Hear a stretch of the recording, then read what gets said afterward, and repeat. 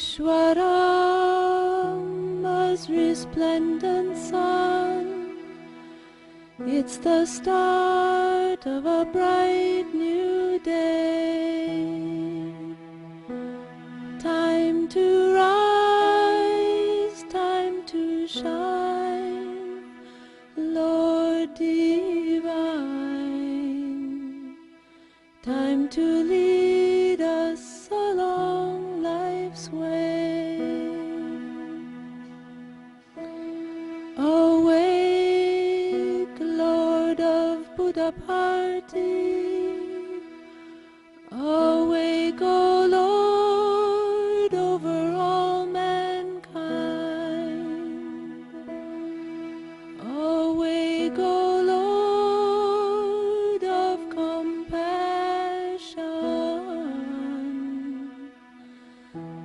That the world good fortune may find.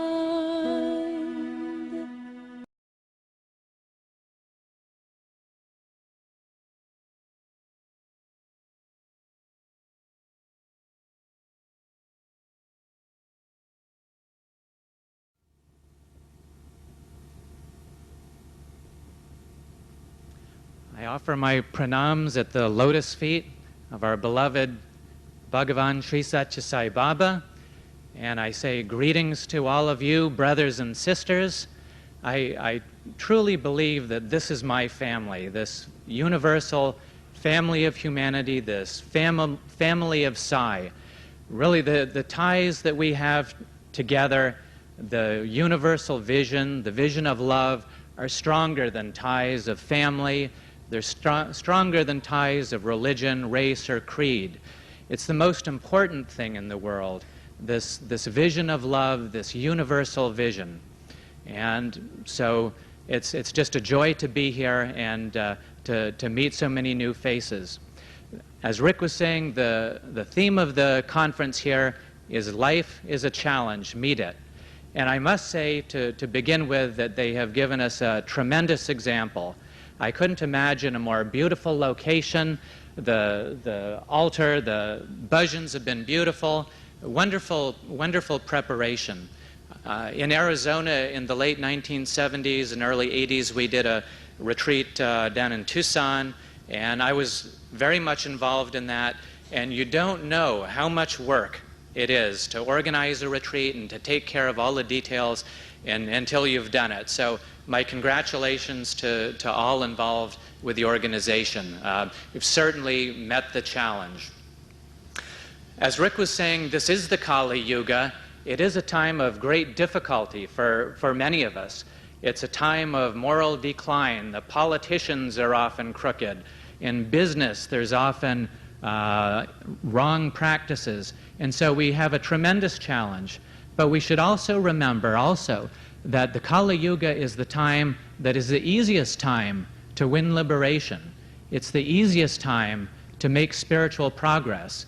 I believe the reason for that is that during the Kali Yuga, there are so few people who are meditating and doing service that it's very easy to be noticed by God.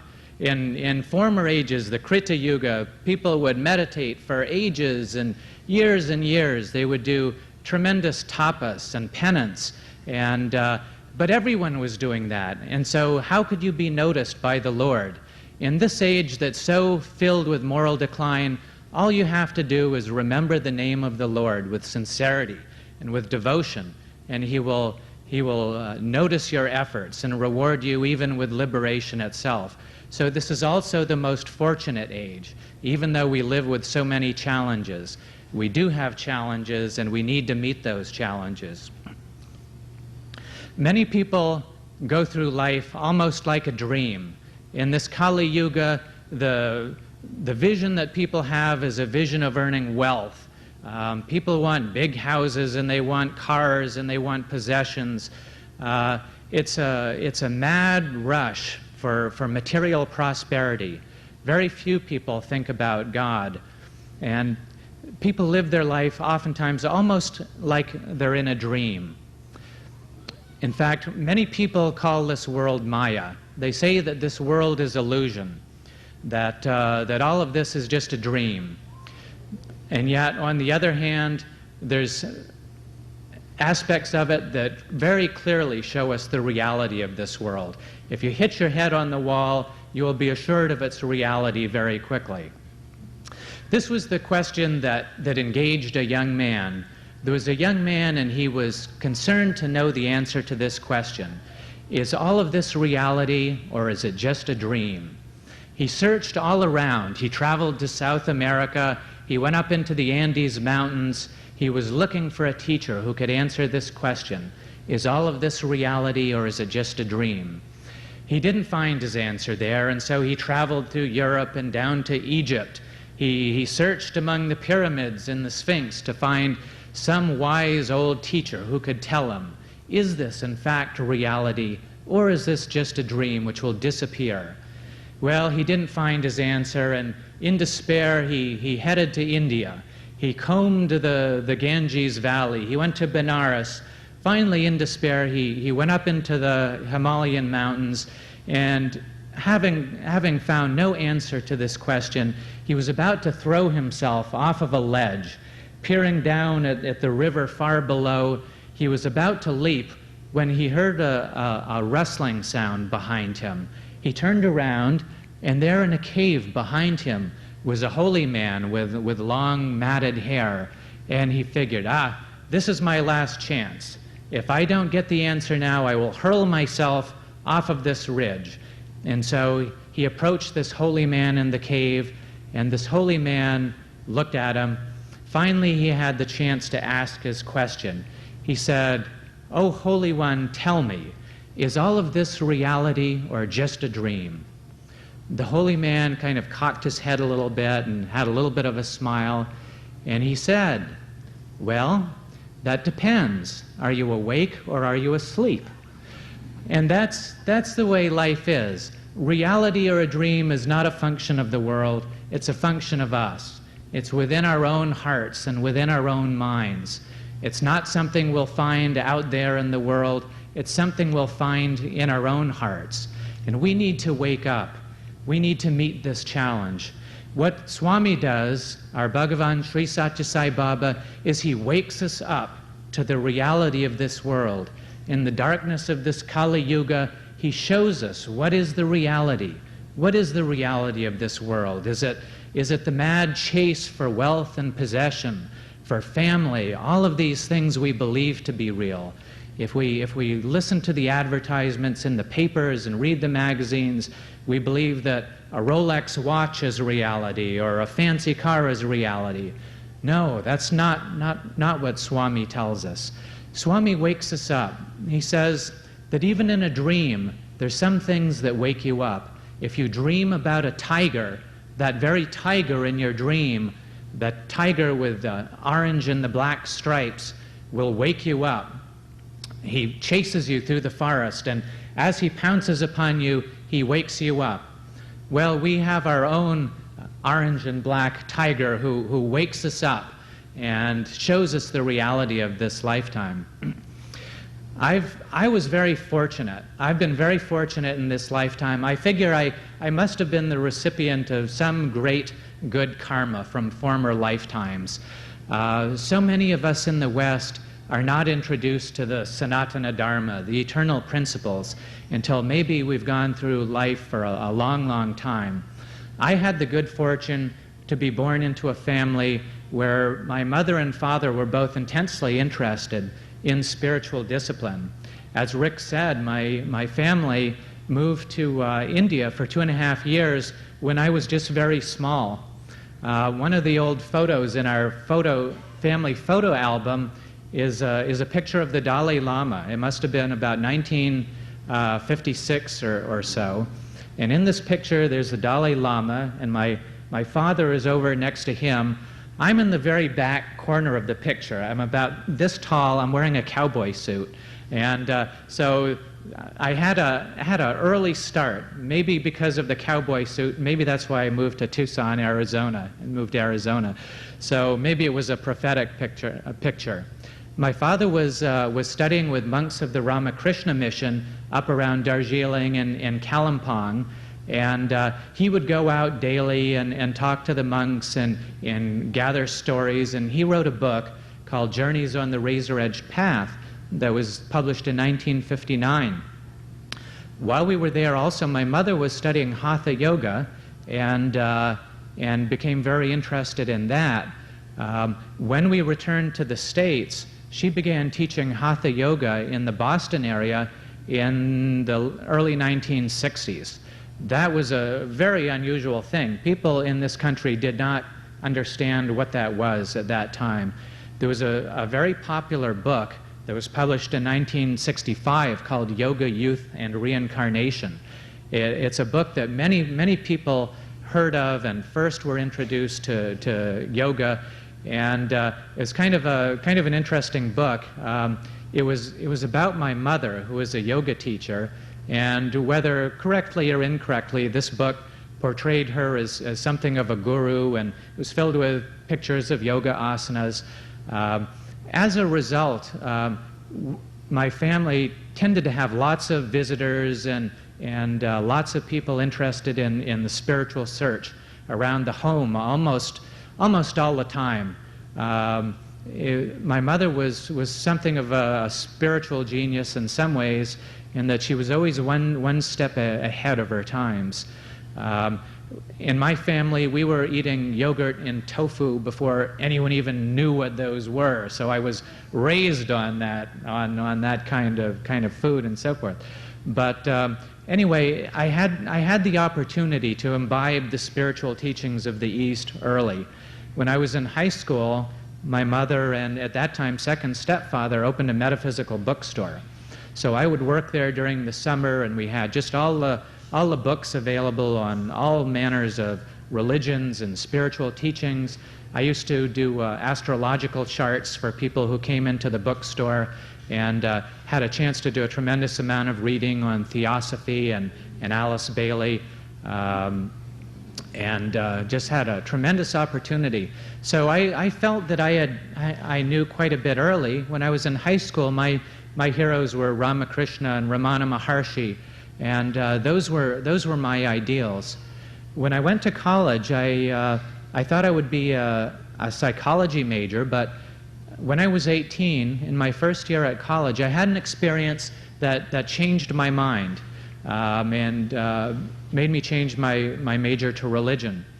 When I was in college, as an 18 freshman year, I had an experience where I was in a dormitory room, and I had just decided that I would do some service activities. The college had a program of service, and they had one project where volunteers would go to a mental hospital, which was a very secure mental hospital, rather a difficult project. But when I decided to do that, I remember I was in my room and I flipped a light switch, and at that time I must have had some sort of karmic refresher course, because something clicked in my mind, and it was as though my field of vision opened up. I was like walking a couple of inches off the floor, it seemed, and I had this experience of at that time I equated it to Satori, the Zen experience of realization, of enlightenment, and it just stunned me, the certainty of it, the feeling that yes, this is exactly what I'm looking for. It only lasted a short period of time, maybe just a couple of minutes, and but it led me to switch my major and become a religion major in college. I studied mostly Buddhism because I equated that experience with a Zen Satori experience. But I also studied in college a lot of Hinduism, and had the benefit of that program. I followed the Zen path for a number of years, and it was difficult. Zen is a very difficult program. By 1978, I had felt that I had kind of run up against a wall. We all reach the point where we feel we have come to a wall and we just can't climb over it, we can't dig under it, we can't go around it, and so I was at a loss. despite all the studying I had done, despite the background I had had, despite my reading of Ramakrishna and Ramana Maharshi, I felt that truly I knew nothing. I had to admit I didn't know anything. I had to admit it was beyond my power to make further progress. At that point, Swami came visibly into my life. I'm sure he was in my life earlier, but at that time Swami came into my life. What happened was my mother had moved to California. She was a good friend of Barbara Bizani's. I remember meeting Barbara Bizani in about 1973. They were friends through the yoga. My mother had gone to Phoenix to visit Bob and Barbara Bizani. The Bizanis had just moved to Paradise Valley. And so I met her there in fall of 1978, and she gave me a couple of books about Swami, about Satya Sai Baba. She gave me Murphy's Sai Baba Avatar, and she also gave me a copy of Holy Man and the Psychiatrist. Now, naturally, I thought, oh, here's my crazy mother. What is she into now?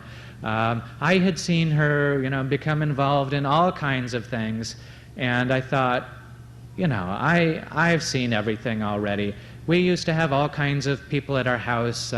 Isaac Asimov was very into spiritual things, and we had Sybil Leek, who's a witch from England, and I thought I had seen every crazy thing going. And so she gave me these books about Satya Sai Baba, and I have to admit I didn't read them right away. It was probably a couple of weeks before I read them. But I had an interest, obviously, in Indian teachings and Indian spirituality, and I had picked up a copy of Osborne's book on Shirdi Sai Baba, I think a couple of years before, and I enjoyed reading about the saints and sages. So I read these books, and I was just amazed. I was just astounded. I had to admit that I had never seen anything like the stories about Satya Sai Baba. It immediately touched my heart, and I just was amazed at the message and the miracles and the love, and I just knew this in my heart to be true. I took a trip right about that time with my wife, and we drove up to the White Mountains of Arizona. And on that trip, this thing was just building inside me. We stopped at a little town called Alpine. It's about 10,000 feet in the White Mountains of Arizona. That night, the entire night, all that would go through my mind is Om Sai Baba, the entire night. And I just didn't have any recollection of not repeating that the entire night. And yet in the morning, I was completely refreshed. This motel room had orange bedspreads and orange curtains. And I got up in the morning and I opened the door to this little motel.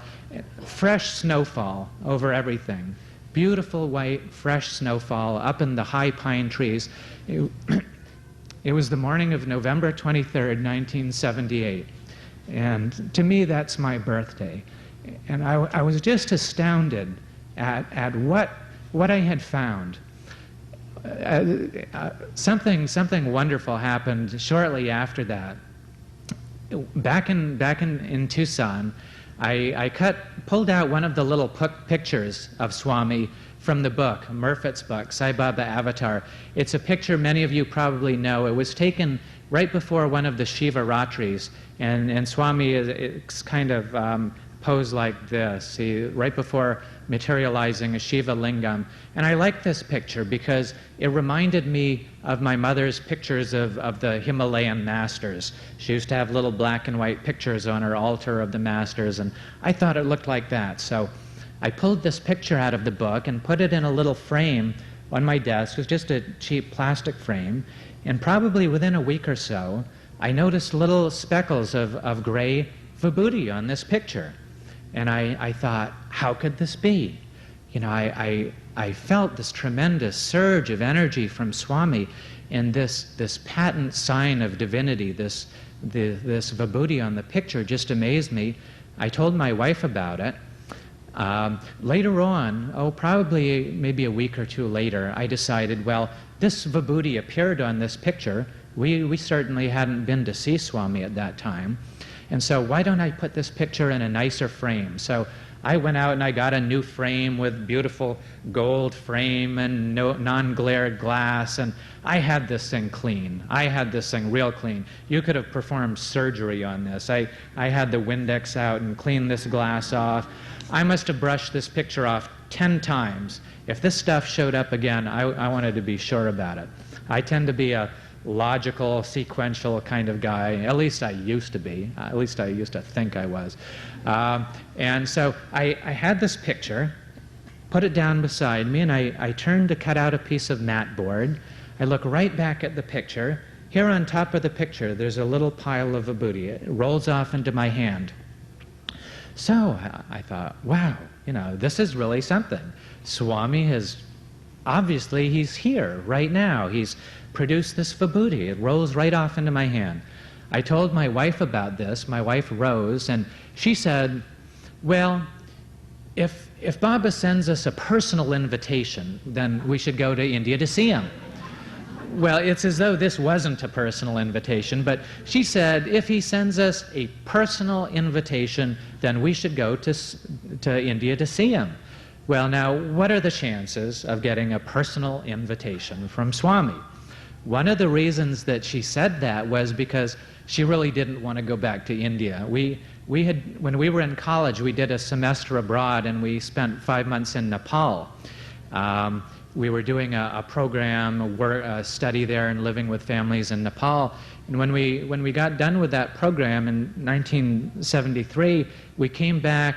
We went back up to Kalimpong to see where I was when I was real little, and then we took the train and went back to Delhi and flew up to Kashmir, and we spent another week or more up in Kashmir on a houseboat. And it was really a wonderful trip, but we were young. When we did that, we were early 20s, maybe 21, 22, and we were hippies. This was very early in the 70s. I used to have hair down to my shoulders, and I had a beard and a mustache, and the whole thing. So when we did India, we did it with sleeping bags and backpacks, and we did not do it like it should be done. And so there were aspects of the trip that were difficult, and so she really didn't want to immediately go back to India. And so she said, well, if Swami sends us a personal invitation, then we'll go see him. Well, that didn't seem like much of a possibility. However, my mother at that time was planning on taking a group of people to India to see Swami. Although she had never been herself, she was organizing a tour.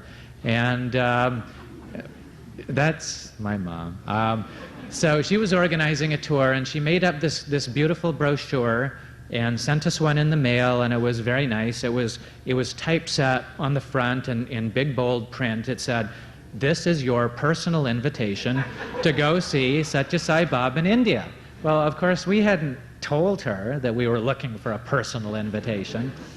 So again, things started to click here. Well, we were young. We were mid-20s. I think I was 25 then. And we had a new house, and we really didn't think we could afford it. We didn't have the money, didn't have the time.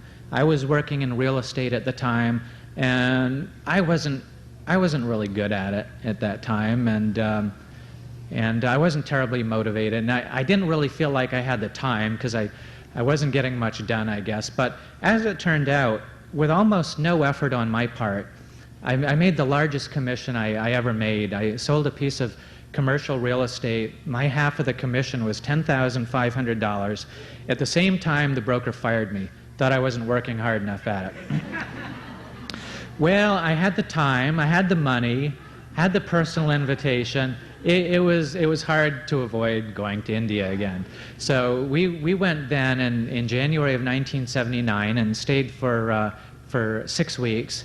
We just went by ourselves. We didn't have any group to go with, and so it was kind of difficult. We were a little bit thrown off at first as we were driving out of town on our way to Puttaparthi.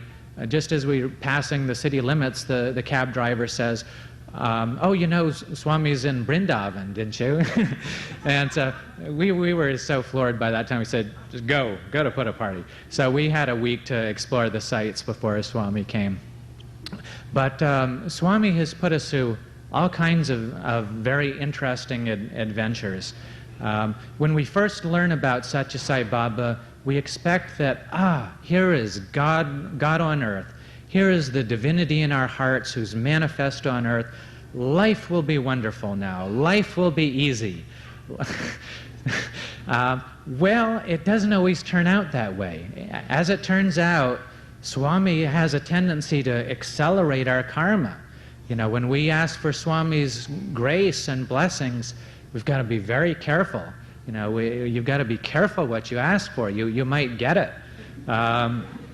You know, people in interviews have asked him for his grace or his blessings, and he says, you know, are you willing to give up home and everything you own and reputation, and are you willing to be an outcast on the streets? I don't think we all have to experience that, but I had an experience in 1983 which showed me something about blessings and about grace. What happened is Swami set me up. Swami does this to us. When I was in college, I was studying the stock market, among other things. Actually, after I got out of college, I had a degree in religion, a BA in religion. I studied Hinduism and Buddhism. So what do you do with a BA degree in religion? Well, I became a stockbroker. So I worked at Merrill Lynch for a couple of years, and I used to do all kinds of charts. I used to do probably a dozen or more different indicators and charts, and I had studied that while I was in college, even in LA. And so by 1983, stock index futures were new. And I figured, well, these charts I have seem to work pretty good with this. I'll trade stock index futures in my spare time. And in the fall of, I think it was fall of '82 or so, I was doing this, and I was doing it for about 3 months, and everything was working beautifully. In my spare time, not even hardly watching the market, I made about $5,000. I just could do no wrong. And so I figured, well, this is great, you know. If I can make so much money in my spare time, I'll do this full time. So I quit my job and decided, well, first thing we'll do, we'll go to India. Got to India, beginning of 1983, and had an interview. And Swami was going around the room asking people about what they do for work. And you know, obviously Swami knows, but he would go around and, he's a doctor and he's a lawyer, and he gets to me and I think I said something about the mark, and he says, yes, I know, up and down, do not worry, I will bless. So I figured, I've got it made. You know, I've got it made. I will be able to sit by the pool with my cellular phone, you know, maybe a little monitor, and I'll trade these stock index futures. And Swami blessed, so I'm going to make lots of money. And I will be a wonderful devotee, and I will travel around the country attending retreats and conferences, and I will be a wonderful philanthropist, and I will give money to all these causes. Right. So I just had visions of sugar plums dancing in my mind. So, you know, Swami said he would bless. So he said, don't worry. Sounds good to me. So I got back and could do nothing right. I could do absolutely nothing right.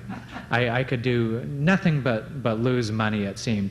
Swami was in my heart. He was very close to me all the time. There's nothing like having Swami in your heart when you're losing money or having difficulties. So Swami was with me all the time, and it was blissful for that reason. I figured, you know, this must be a test. Swami is testing me. He said he would bless, so he's seeing if I have faith and perseverance. You know, as soon as these trials are through, he will, you know, show me the sun coming through the clouds, and he will take care of all of this. No. I could do nothing right for the next 10 or 11 months. By November, I was ready to hang it up. I thought, Swami, what is this? It's often difficult to understand Swami. By the end of that period, I said, this is enough. I am not going to, mortgage my entire future on this thing. We'll call it quits. I had a dream that night, and I was doing puja to Swami, and I was in like a hospital, and I was going through the corridors, and I saw this big, awful pile of like some sort of blubber or something, and I realized that was my karma. I walked out of that hospital and down to the beach, and I realized I was done with that. That was the blessing that Swami had. Sometimes Swami's very difficult. His blessings are that he allows us to work out our karma. He lets us do it quickly and with his grace. And as far as do not worry, well, he says do not worry because it's going to happen to you whether you worry about it or not anyway. There's no use worrying about it. The more I go through troubles and travails, I realize, what's going to happen to you is pretty much what's going to happen to you, whether you worry about it or not. Worrying just makes it worse. It doesn't mean he's not going to get you. It just means it's not going to do any good worrying about it anyway. So at the end of this period, I didn't have a job, and obviously Swami had set me up for this. He gave me the gains in the beginning so I would quit my job and do this, and he had set me up for this whole thing. And so, I said, Swami, this was your setup. Now I don't have a job, and really, you owe me a job. I was really kind of stern with Swami, and so within a week, not only did I have my old job back, but at the bank, I was working at the bank then, but I had it back with a promotion. I came back to manage a larger office, and they reinstated my original hire date. I got back all of my sick time, all of my pension accrual time. It was as though I had never been gone. Sometimes I think that Swami is like the cat in the hat. I don't know if you've seen that book, The Cat in the Hat. There's this cat, and he has two assistants, thing one and thing two, and they make a terrible mess, but they come back and they clean it all up at the end. And sometimes Swami does that. He gives us a chance to go through these lessons and learn, and then he kind of puts things back together so we can get along with our life. But he gives us this grace of being able to work through our karma, to work through the lessons we need to do. Actually, earlier than that, in 1979, when we went first, we also had an interview, and really it was wonderful back in those days. I didn't even realize it until I was looking at my old slides. The darshan lines were only maybe 1, 2, 3 people deep, and if you were first out to darshan, you were first in line. You could always get a front row seat. We had an interview on that trip, and during the interview, I wanted to ask Swami something. After that experience I had when I was in college, I knew that's what I was trying to visualize, to actualize in my life, that state of realization, that state of liberation. Because for just that brief time, I was free. I was free of any fears or desires, or I just felt so wonderful, and the whole brightness of my vision seemed to increase, and it was just so happy and so blissful. So in 1979, during this interview, I had a chance to ask him. I asked him, Swami, this experience I had when I was 18, is that what I'm trying to make my daily life, my daily consciousness? I wanted to hear it from him. I believed with all my heart that was the case, but I wanted to hear him say it. And he said, yes, yes, yes. And so that was in 1979. By 1987, we were again ready to go back to India, and it was a very strange trip that time. There were some real unusual lessons. One of the lessons that was so strange was that Swami seemed to demand on that trip that we do everything first class. if we accepted a cab that looked like it was run down or broken down, it would break down on the road. We had to inspect cabs and make sure they were A1. And when we went into a restaurant, we had to get a good table. And we were staying in the Taj Hotel. Whenever we didn't do something right, then it came back down upon us. Swami does expect us to act professionally, and when we do something like this conference, to do it so beautifully and with such organization. He asks us to represent him and his message. And so on this trip, that message was very strong. Sometimes people think that when they, especially Westerners maybe, that when we go to India, we need to be ascetic and we need to be very austere. Barbara Bazani thought that originally, and when she would go into interviews with Baba, she would wear no makeup and wear fairly plain clothes. And Swami told her one time, he said, you put on makeup and you dress up for this and this and the other thing. You come to see Swami and you don't dress up. He chided her. Swami expects us to put on our best for the Lord also. In fact, it was interesting what happened at the end.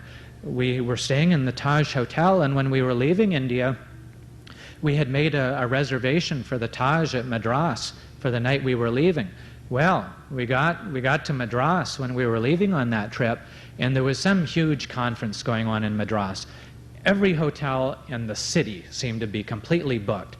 And whether rightly or wrongly, they claimed to have no knowledge of our reservations. So there was a group of us, and we were in the lobby of the Taj Hotel. And I was beginning to learn my lesson at this time.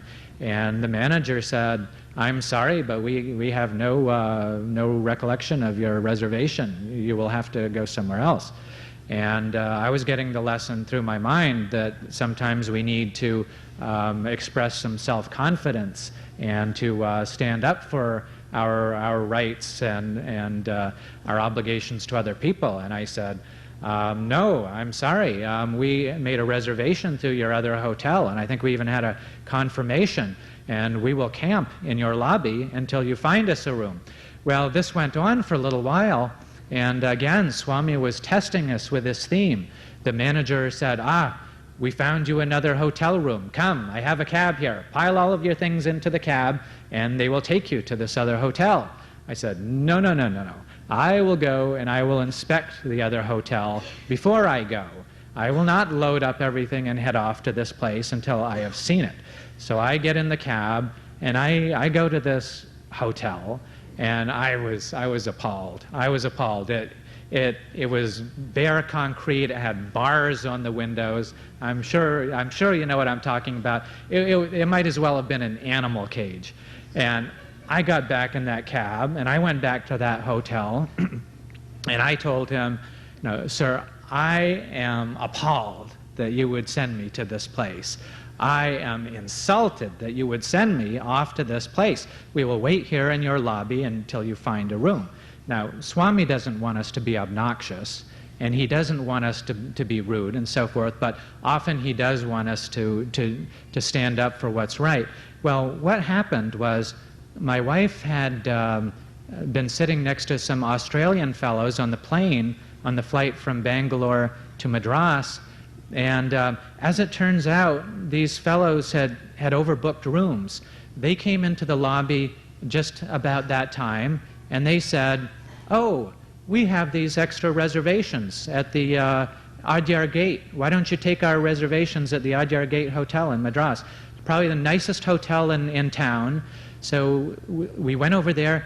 We were in the very same room that we stayed in when we arrived in Madras on that trip. It was the executive class and all these benefits that went with it, and it was just beautiful. And so we had one of the nicest rooms in town, just for a little bit of persistence.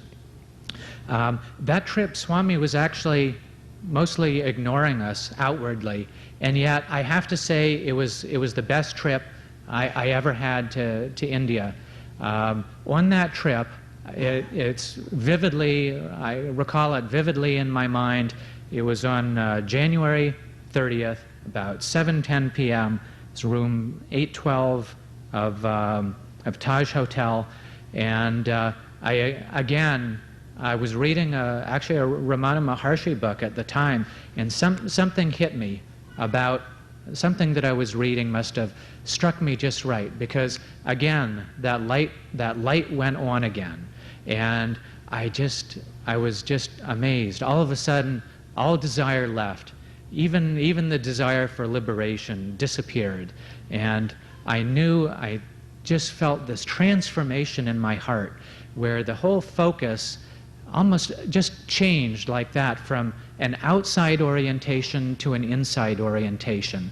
I just knew with certainty and truth in my heart that here again was this feeling I had experienced earlier when I was 18, and just wonderful. And so even though Swami paid no outward attention on that trip, it was the best trip, because Swami had granted this transformation of consciousness. The whole subject of whether Swami pays attention to you or not on a trip to India is very difficult. It's hard to know sometimes if you really want the attention. Sometimes when Swami gives people a lot of attention, he's getting them built up because he knows they have hardships coming. Sometimes Swami will give interviews to people who are about to deal with difficulties of health or hardship. In other cases, Swami has people there who he pays no attention to, and yet he transforms their lives. People in the darshan lines may not even see Swami look at them. He may appear to ignore them completely, but transformations happen in their lives. There's a video many of you may have seen about a Dutch lady who went, and she had darshan. She had inoperable cancer, and she was sitting in darshan line and felt some transformation within herself. And that night, when she was in her room at the ashram, she had some clear liquid come out of her nose, and it happened 2 nights. And she realized that somehow this inoperable cancer that all of the doctors and modern technology of the West couldn't deal with had somehow cured her. Swami had paid no outward attention to her, and yet she said in her heart, "Swami, if I am cured of this disease, when you come in front of me at darshan, just hold your ear so I will know that that's a confirmation." And so Swami came out and did that. She didn't even realize it at first. Why is Swami holding his ear? And then she realized that was her sign. She had received no outward really smiles from Swami, or no interview, or he didn't materialize anything for her, and yet she had been cured of this incurable disease, and he had granted such grace. So it's hard to know what Swami's doing. It's like the case of Isaac Tigret. For years and years, people would come to Vrindavan or put a party, and they would feel bad because they didn't have an interview. And so people would point to Isaac and they would say, "See him? He hasn't had an interview for 15 years. He's been coming. Swami pays no attention to him." And yet, look at Isaac. After that time, after that 15 years, here he is accepting a silver bowl on the stage from Swami, and being engaged in the work with the hospital and all of these things. And so it's difficult to know what Swami's doing when he appears to pay no attention to us. Other people have gone to India, and maybe they had been used to having interviews, and Swami had talked to them and asked about their family. All of a sudden, Swami is ignoring them. 10 years go by. 10 years go by, and what a difficult thing to have no contact, no smile from Swami for 10 years when you're used to having his grace and blessings and darshan. At the end of the 10 years, this fellow who was there had an interview, and he said, "Swami, all this time has gone by. 10 years you have paid no attention to me. I have tried to be so devoted. I do my puja and bhajans, and I do all this service, and why do you ignore me?" And Swami told this fellow, "Those 10 years that went by, I saved you 10 lifetimes of effort, 10 lifetimes of karma along the path." And so we really can't judge sometimes what karma we have, what Swami's doing. We just don't know. His ways are too mysterious. But Swami does take the most intimate care with all the details of our lives. Sometimes we wonder how closely Swami watches us and how closely he watches details. An interesting thing happened in, it was in 1991. With the book, Pathways to God, I started working on that in 1983.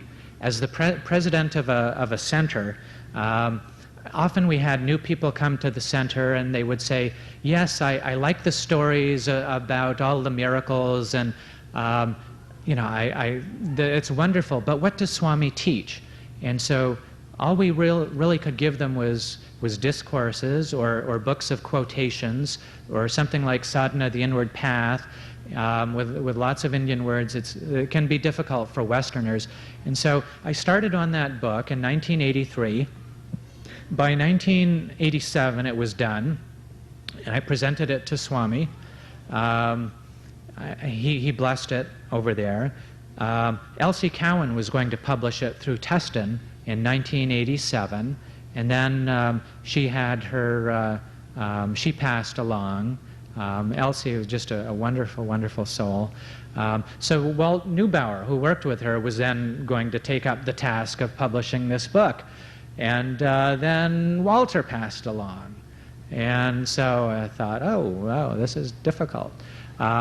Everyone in the organization had approved the book, but it wasn't until 1990 that Jack Scher, who started Leela Press for the purpose of publishing Sai materials, solicited manuscripts, and I sent it to him, and he said, yes, this looks interesting. Let's do this project. I of course, feared for his health immediately. I hoped he was in very good health. But fortunately, apparently the time had come, and he did a wonderful job of putting everything together. It was actually an interesting story. He told me only, it must have been years later, that in 1987, when I was at Puttaparthi holding up this book to Swami, he said he was sitting next to me, and he was thinking to himself, gosh, I wish I had something that I could offer Swami like that. Well, here, 4 years later, he turns out to be the publisher of the book. So that was kind of a strange thing. The history of the book was that everyone and their brother within the organization had approved it. It had gone through all the committees and all of this and all of that. And so by 1991, Jack Scher and Leela Press was ready to publish the book, and but we couldn't get an okay for it to be distributed through Teston unless Baba had personally approved it or it was sold in the bookstore in Teston. And so Michael Goldstein felt so bad about all these approvals and nothing happened that he volunteered. He said, yes, I will take it to Swami and ask for his approval on it. And what happened was very interesting, because he had the complete manuscript, and he flew to India, to Prashanti Nilayam, to take it to Baba for approval. And at the same time, the publisher in Virginia, Jack Scher, was thinking to himself, oh, well, Goldstein is taking this book. Swami's not going to change anything.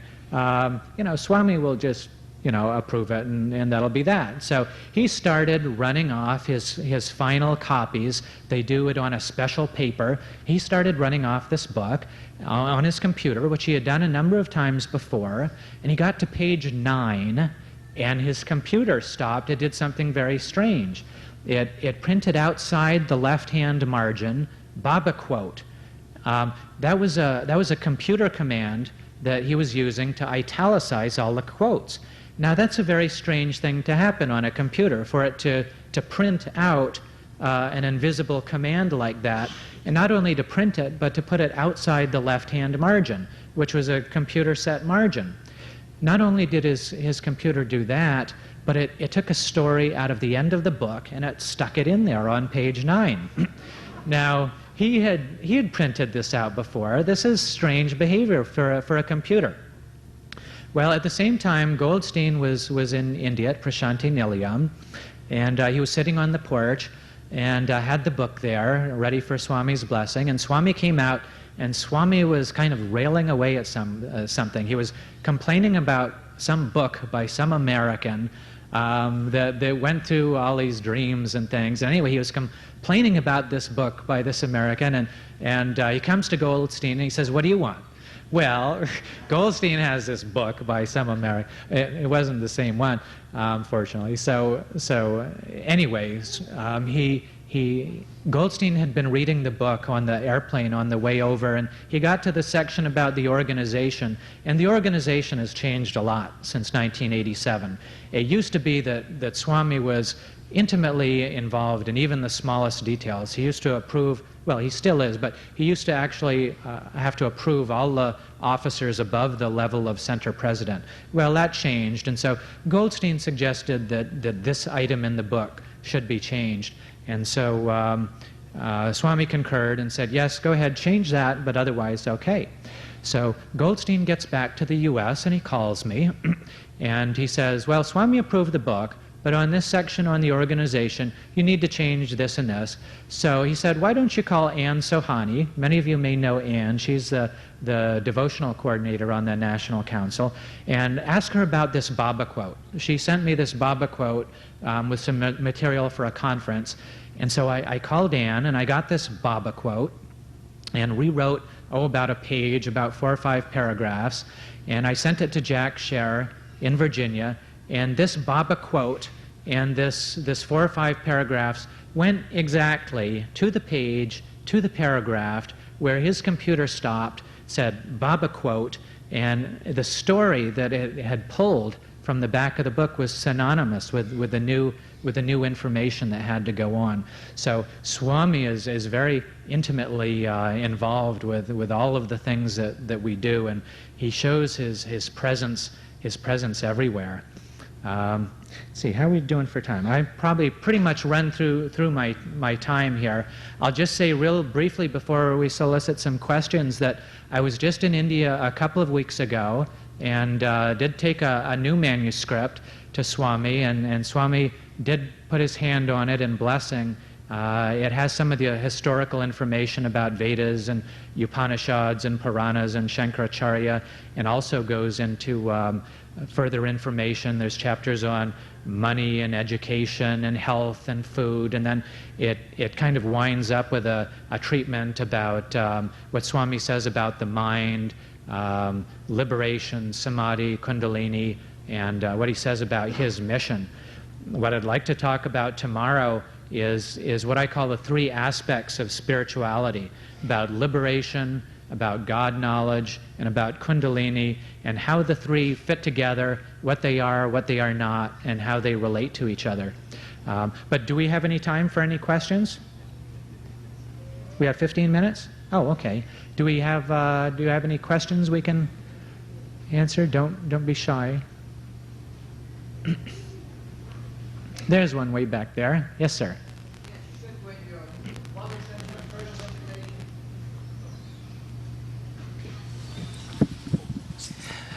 You said, Jonathan...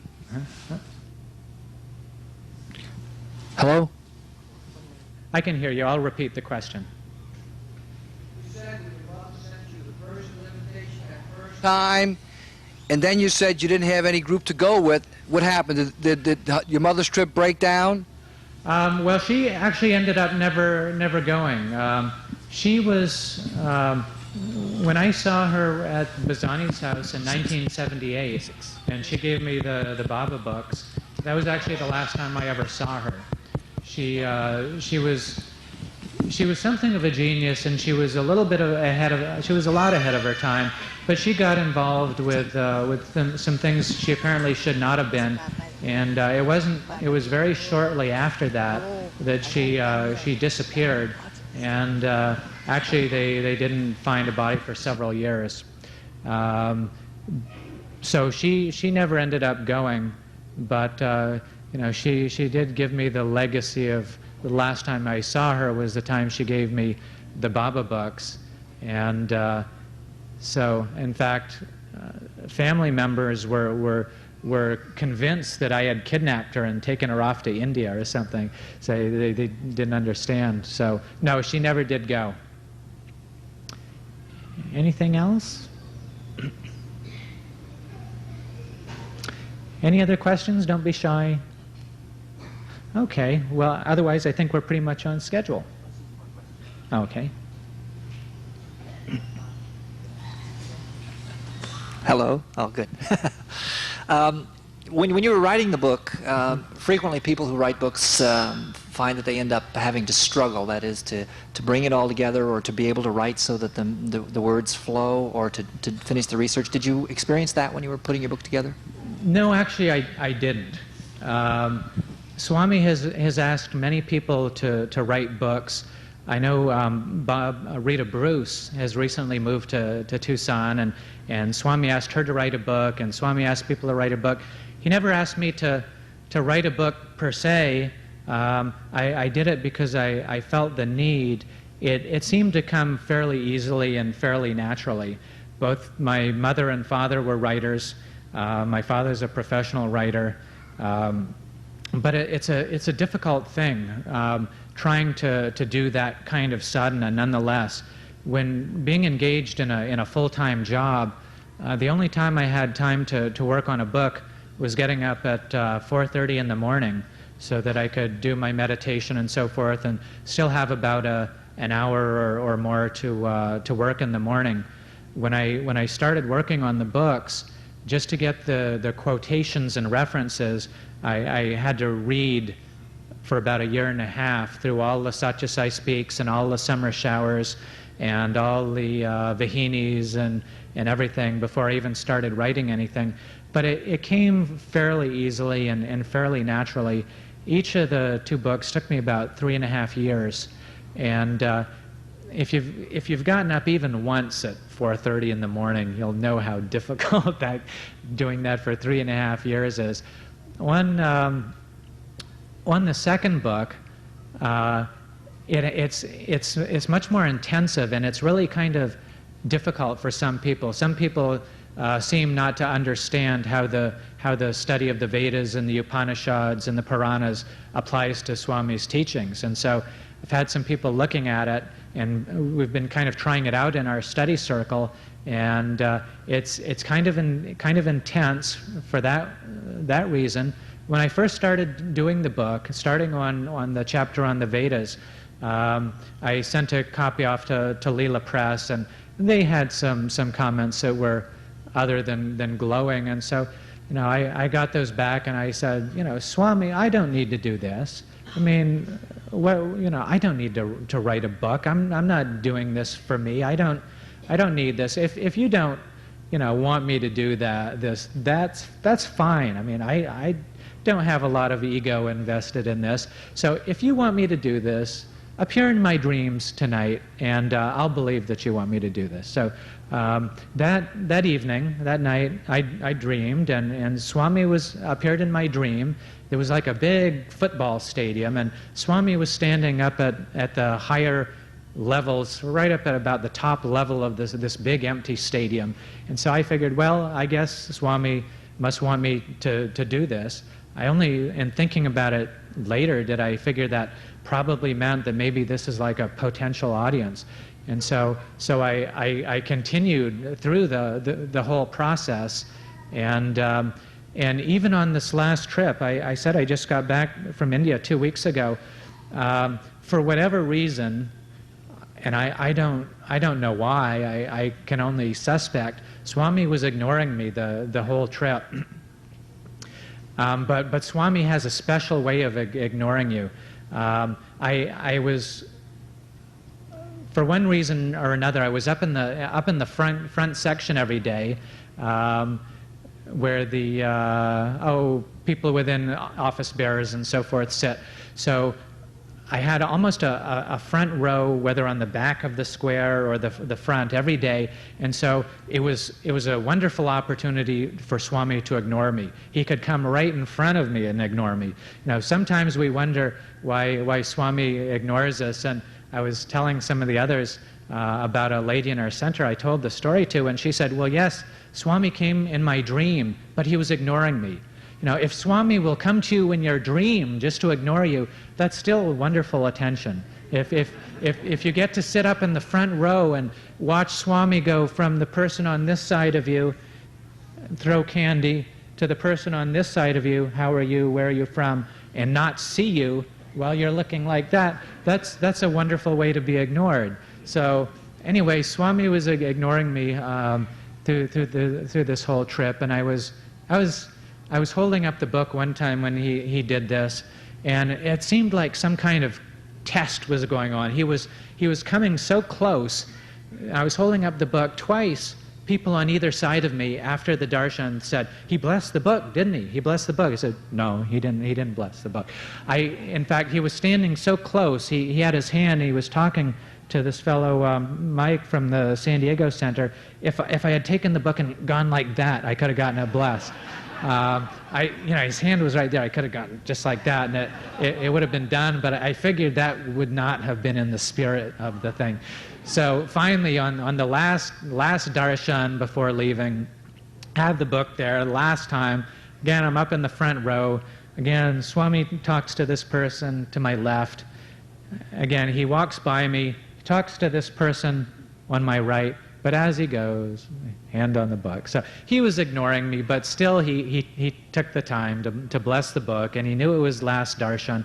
Swami knows everything, and he knows when it's our last trip and when it's our last darshan, and he will give us the Pad Namaskar. He'll take care of the business that needs to be done.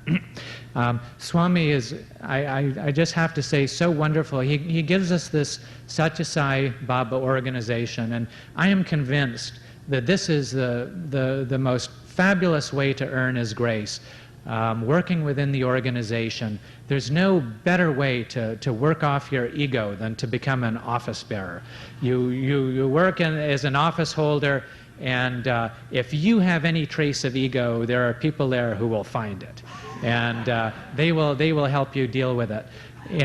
I became president of the Tucson Center in 1978. I was president about 10 of the last 15 years. Held every office within the center, from devotion to seva to all the stuff. I was a center advisory committee member for New Mexico and Colorado. I'm a regional vice president. Now I'm on the national council, and I am convinced that there is no greater way to work off your karma and to earn Swami's grace than to become involved with the organization. And he gives us this tremendous opportunity, and this opportunity to spread the universal message of love and brotherhood and truth, the ancient message of the Upanishads. Oftentimes we're tempted to think that this Sai incarnation is about us, that when we go to see Swami, that it's about whether we have an interview or what he does to us, how he transforms our life, about the job he gives us or the cure he gives us. But really, it's so much greater than that. It's a universal message. It's a message for humanity. It's a message that will ring for thousands of years. In the time of Jesus, what was important was not that Jesus materialized a silver fish for Ishmael. I mean, that's forgotten. If that ever happened, the message is a universal message. This message of universal love and brotherhood, and Swami shows us how to implement it. And he changes us. He transforms us. You see people who've been involved with the organization for years and years. You see the Bazanis and even the Goldsteins, and you see how they've changed and become sweeter. And Swami shows us what's important. Swami shows us the importance of the personal relationship to Swami. Many of you, I'm sure, know that over the years, Goldstein and Hislop have sometimes been at odds. It's been kind of a classic confrontation within the organization. And Bob Bruce told me a funny story. He told me he was sitting up on the porch at Prashanti Nilayam one time, and Goldstein and Hislop were there, and they both bent down to do Pad Namaskar at the same time, and they hit their heads together, right at Swami's feet. Everyone laughed. I guess it was really a tremendous classic thing. But Swami shows us the importance of the personal relationship to Swami. Swami holds love and the personal devotion and the personal relationship above all else. He doesn't work based on logic or arguments or what we perceive to be reason. And a classic example of that is a story about Elsie Cowan. Another time, Goldstein and Hislop had finally agreed on something. They had agreed that Elsie was doing something wrong at Tustin Book Center. They were just convinced that she was all off the track and that what she was doing would just be a terrible thing. So they met there in India. Goldstein and Hislop go in to talk to Swami, and they say, "Swami, Elsie is doing this and Elsie is doing that." Swami calmly looks at them and said, "Elsie carries Baba with her in her heart wherever she goes. What have you done?" You know, what Swami does, he does based on the relationship. They may have been perfectly right about whatever was going on at the book center, but what Swami does, he does for the heart. Another example is an example with Hislop. Hislop was recording conversations for his book Conversations a number of years ago, and at one of these conversations, Mrs. Rottenlal was there, and Hislop asked, "Swami, what is all of this about Kundalini and raising of Kundalini?"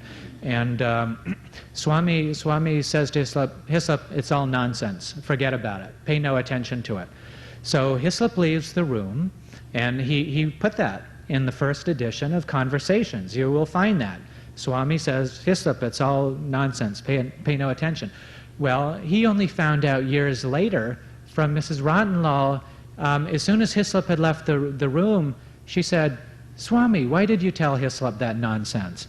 And Swami says, "Well, if I had told Hislop about Kundalini, he would have gone and tried to awaken it, and he would have gotten himself into all kinds of trouble. But Swami, you know, for the sake of his devotee Hislop, was willing to sacrifice, that audience even. Swami will do anything for the devotee, for the Drupadi, for the devotee. He will do anything. It doesn't matter what the rationale is. He is sometimes called Hislop, one of his best Western devotee, and Hislop asked Swami one time, "Swami, what is the single reason why people do not achieve liberation in this lifetime?" And Swami said, "Lack of intensity. Lack of intensity. Intensity is so important, and intensity is what Hislop shows us and what devotees show us. So, important lesson. The message of love, universal message. What Swami has to show us is so grand and universal and divine. It certainly transcends our own personal stories. Okay, turn it back to you, Rick. Thank you. Sai Ram. Thank you very much.